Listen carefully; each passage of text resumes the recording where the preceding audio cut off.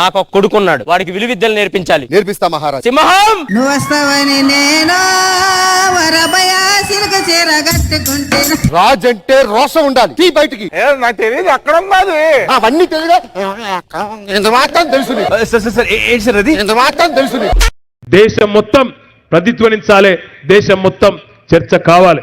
ఇవాళ మస్తుగా మాట్లాడేటోళ్ళు బీజేపీ వాళ్ళు, కాంగ్రెస్ వాళ్ళు మాట్లాడమంటే మస్తుగా మాట్లాడతారు. ఇక్కడ ఉన్న వాళ్ళు కూడా అడ్డగోలుగా మాట్లాడతారు, మాకు తెలుసు. కానీ అంతా కూడా ఏమి లేదు. బీజేపీదేమో అంత ఉత్త మేకపే, బీజేపీది అంత ఉత్త మేకప్. కాంగ్రెస్ ఏమో ప్యాకప్ టైం కూడా వచ్చింది వాళ్ళకి. మీరు చూస్తున్నారు ఏమై లేకపోతే అందరూ వెళ్ళిపోండి. కార్యకర్తలు తీసుకుంటే మీసాలు వేస్తున్నా.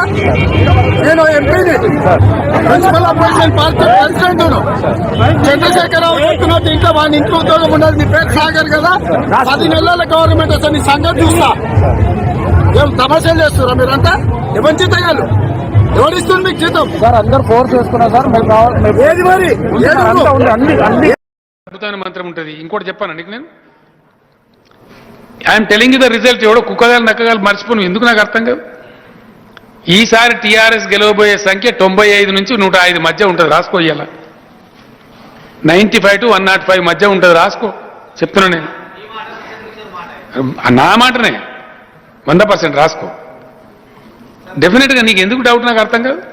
ఈసారి మా దగ్గర మంత్రం ఉంది, ఎందుకు లేదు? బ్రహ్మాండమైన మంత్రం ఉంది. మేము ఏం చేయాలని చేస్తాం కదా. అప్పుడు 8 నెలల ముందు అసెంబ్లీ డిజాల్వ్ చేసినాము, ఇప్పుడు 6 నెలల ముందు టికెట్ అనౌన్స్ చేస్తాం క్యాండిడేట్లకు. ఏం పరపడుతుందా?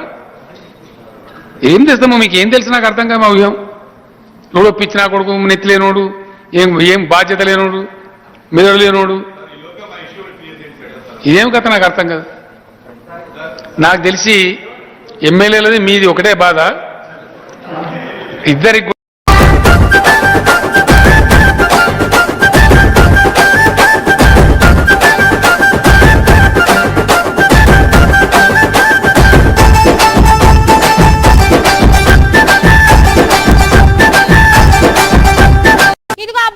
ఏంటి బ్రేక్ పేస్ట్ ఏం పెడతావు మాకు?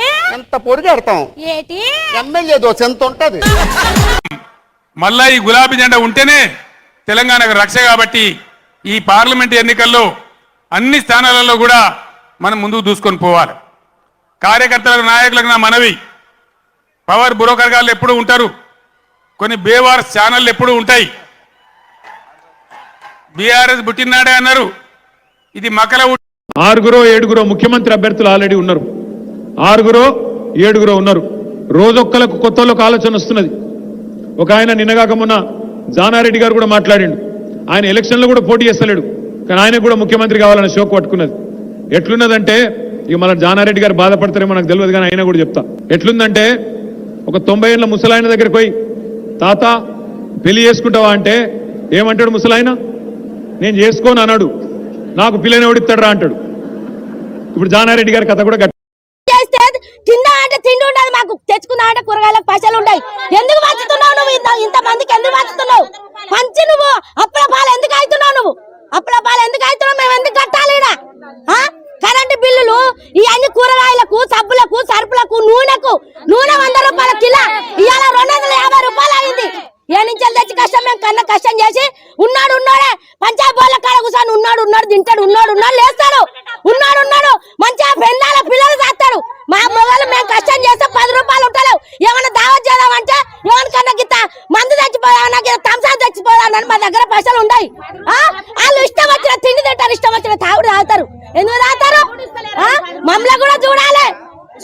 మరి లేకపోతే చిన్నూరులకి ఇస్తా అంటుండగా, చిన్నూరులో వేయాలి ఓట్లు, చిన్నూరులో కట్టాలి అంతా.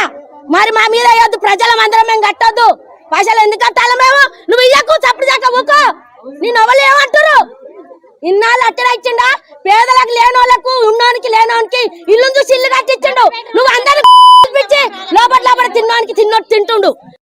ప్రాజెక్ట్ దానిలో మేడిగడ్డ బ్యారేజ్, దాంట్లో కొంచెం ఇసుక జారి 2 పిల్లర్లు కుంగినాయి.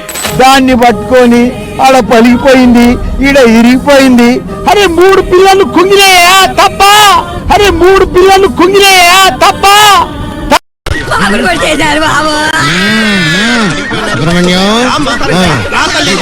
దీన్ని పొడి చేస్తే పీడదు లేదు.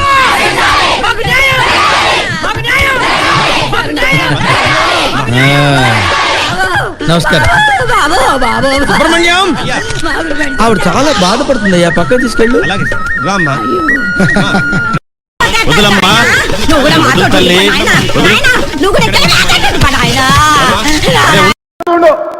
ఎన్నికల కంటే ముందు రేవంత్ రెడ్డి పేరు చెప్తే 3 సీట్లు రాకపోతుండే అని నేను ఇవాళ ఈ వేదిక మీద నుంచి ఆ సొల్లు వాగుడు వాగే కేటీఆర్ ని సవాలు విసురుతున్నా. బిడ్డ ఇవాళ నేనే ముఖ్యమంత్రి, నేనే పిసిసి ప్రెసిడెంట్, రేపు రాబోయే పార్లమెంట్ ఎన్నికల్లో నేను సవాలు విసురుతున్నా. నీ చేతనైతే దమ్ముంటే నువ్వు మగోడు అయితే ఈ తెలంగాణ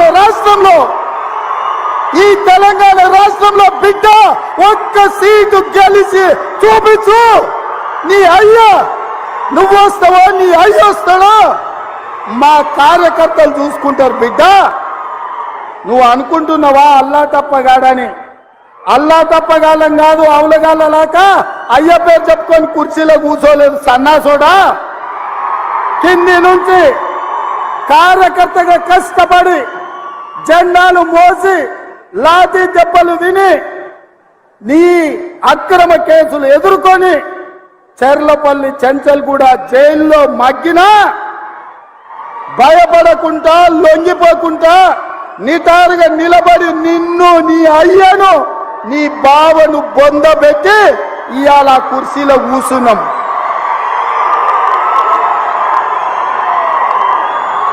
ఈ కుర్చీ ఇనాం కింద వచ్చింది కాదు, ఈ కుర్చీ అయ్య పేరు చెప్తూ వచ్చింది కాదు బిడ్డ.